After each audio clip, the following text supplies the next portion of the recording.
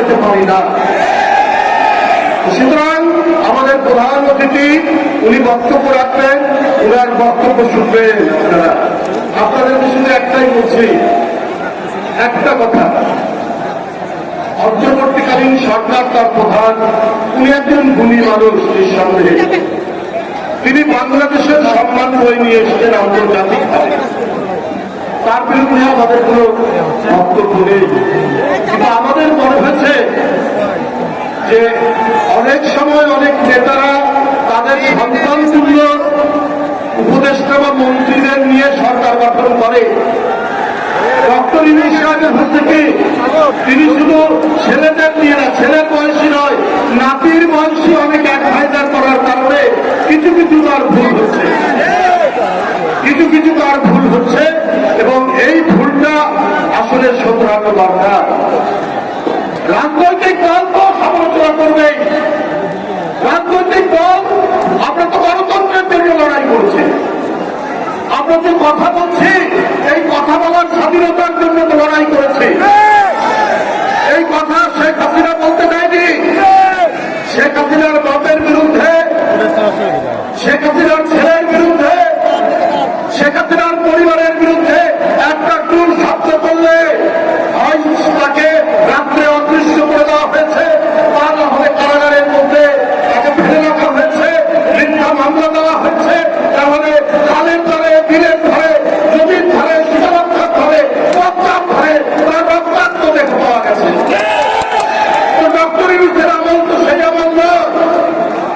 তাহলে এখন যেটা ন্যায়ের জন্য, যেটা শান্তির জন্য, সত্যের জন্য, ন্যায় বিচারের জন্য আমরা কি বক্তব্য রাখতে পারি না? তাহলে এত উৎসাহ কেন? তাহলে এত কথা কেন? আজকে জাতীয়তাবাদী ছাত্র দলের একটি তারুণ্যদীপ্ত উদ্দীপনাময় একটি ছেলে, তার রক্তাক্ত দেহ, তার চিন্তন আপনার ঢাকা বিশ্ববিদ্যালয়ের পাশে উজ্জ্বলের পড়ে গেল, তার লাশ। তো তার জন্য জাতীয়তাবাদী ছাত্র দল বক্তব্য রাখবে না, সমালোচনা করবে না, তার বিচারের জন্য তারা যে রাত হতে নামবে না, এইটা কি অন্যায়? এইটা তো অন্যায় না। আজকে মব জাস্টিস বলে একটি কথা তৈরি হয়েছে। এই কথাটা কেন হবে? এটা তো ডক্টর ইউনূস সাহেবের আমল, অন্তর্বর্তীকালীন আমল। এই আমলে আপনার বিনা বিচারে মানুষ মারা যাবে কেন? তো সুতরাং সামনের জন্য ন্যায় বিচার চাওয়া এটা তো অন্যায় কিছু না। জাতীয়তাবাদী ছাত্রদল সেইটাই চেয়েছে। এখন মনে হয় কি জানেন, যে নির্বাচন চাওয়া বোধহয় অপরাধ, মহাপাপ। উপদেষ্টাদের কথা উপদেষ্টারা আমাদেরকে শেখায়।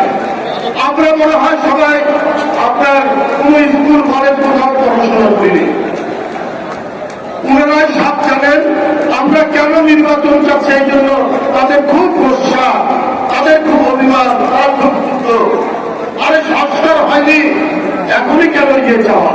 তো ভাই আপনারা কে? আপনারা কোনদিন বৈশাখ মাস, জ্যৈষ্ঠ মাসের মধ্যে গণতন্ত্রের জন্য একবার রাস্তায় দাঁড়িয়ে শেখ হাসিনার বিরুদ্ধে মিছিল করেছেন? আপনারা করেননি, কিন্তু আমরা করেছি।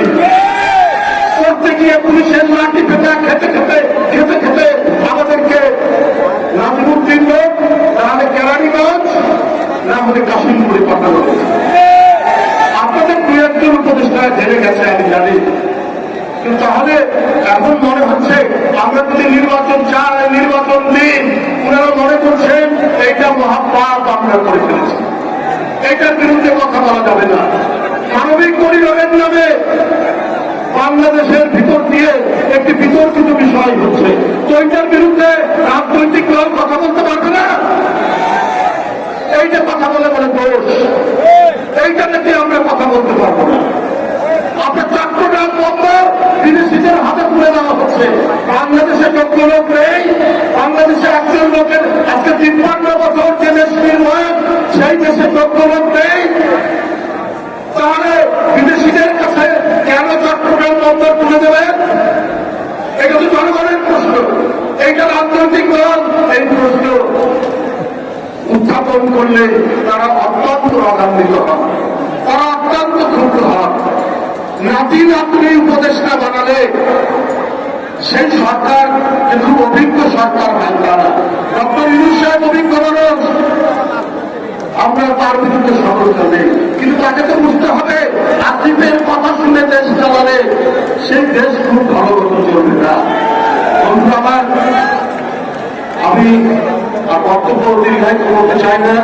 আজকের এই তারুণ্যের সমাবেশ, এই সমাবেশ অত্যন্ত গুরুত্বপূর্ণ, অত্যন্ত তাৎপর্যপূর্ণ। আপনারা জানেন এই দক্ষিণ এশিয়ার মধ্যে সবচাইতে বেশি তরুণরা বেকার বাংলাদেশে। শেখ হাসিনা মেট্রো রেল দেখিয়ে টাকা পাচার করেছেন, পদ্মা সেতু দেখিয়ে টাকা পাচার করেছেন, হাইওয়ে দেখিয়ে টাকা পাচার করেছেন, কিন্তু আপনার কোন তরুণদের তাদের কর্মসংস্থানের জন্য কিছু করেননি। আজকে কোটি কোটি তরুণ বেকার, তো তাদের বাঁচার তো অধিকার আছে।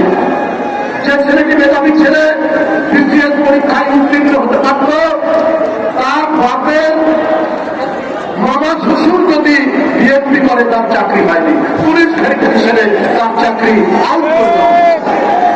এই পরিস্থিতি গেছে 17 বছর, সেই পরিস্থিতির পুনরাবৃত্তি কেন হবে? আজকে শেখ হাসিনার দোষর অনেকে পালিয়ে গেছে, অনেকে কারাগারে আছে, কিন্তু তাদের ফেলে রাখা কল কারখানা পরিবেশ, তার কল কারখানা তাদেরকে বাদ দিন, কিন্তু প্রশাসন বসিয়ে সেখান থেকে যেন শ্রমিক ছাঁটাই না হয়। কর্মসংস্থানের চেষ্টা করুন। ওই ব্যক্তিকে ব্যানারে টাঙিয়ে রেখেছে অধিকারের কথা, তরুণদের অধিকার। তরুণরা যদি কর্মসংস্থান না পায়, তরুণরা যদি কাজ না পায়, তাহলে কি করবে? এই অধিকারের জন্য বাংলাদেশ জাতীয়তাবাদী ছাত্র দল, জাতীয়তাবাদী যুব দল, স্বেচ্ছাসেবক দল তারা দেশব্যাপী কর্মসূচি করছে এবং তাদের কর্মসূচির প্রতি আমি সংহতি জানাচ্ছি। আমি অত্যন্ত সৌভাগ্যবান, আমি যে মৃত্তিকার উপর দাঁড়িয়ে আপনাদের সামনে কথা বলছি, সেই মৃত্তিকা সম্পর্কে নয়ন করেছে একটি পবিত্র মাটি, যেখানে এই দেশ যখন অন্ধকারের মধ্যে, এই দেশ যখন নেতৃত্বহীন অবস্থায় থাকে, ঠিক সেই সময়ে যিনি জনগণকে আলোর দিশা দিয়েছেন, স্বাধীনতার ঘোষণা দিয়ে সেই শহীদ রাষ্ট্রপতি জিয়া রহমানের মাটি হচ্ছে এই বগুড়ার মাটি। বন্ধুরা,